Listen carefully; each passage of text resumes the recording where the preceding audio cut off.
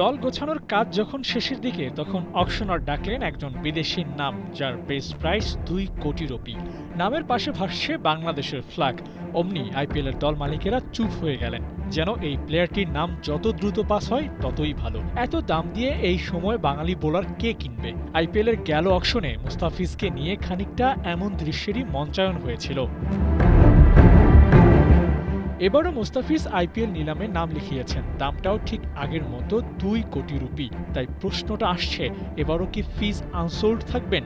সেই প্রশ্নের উত্তরটা অবশ্য নির্ভর করছে কাটার মাস্টারের নাম কখন ডাকা হচ্ছে তার উপর। যদি শুরুতে না এসে গেলবারের মতো শেষের দিকে আসে, তাহলে একই ঘটনা ঘটতে পারে এবারও। কারণটা পুরনো 2 কোটি রুপি ভিত্তিমূল্য।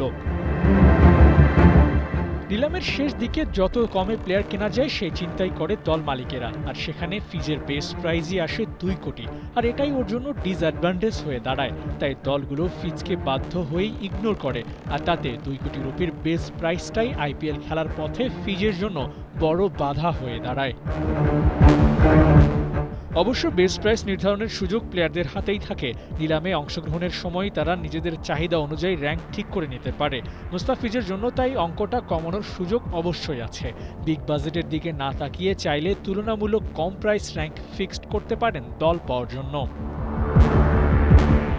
অবশ্য এই দিকে কিছুটা সেফ আছেন সাকিব আল হাসান। তার ভিত্তি মূল্য 1 কোটি, ফিজের অর্ধেক। বয়স বাড়ছে, আন্তর্জাতিক ক্রিকেটটাও আর খেলছেন না। এই অলরাউন্ডারের জন্য তাই দল পাওয়া বেশ কঠিন। তবুও শেষ চেষ্টা করছেন সাকিব। আইপিএল ফ্র্যাঞ্চাইজিগুলোর তত্ত্বাবধানে থাকা দলগুলোর হয়ে বিদেশের লিগগুলো খেলে বেড়াচ্ছেন নিয়মিত।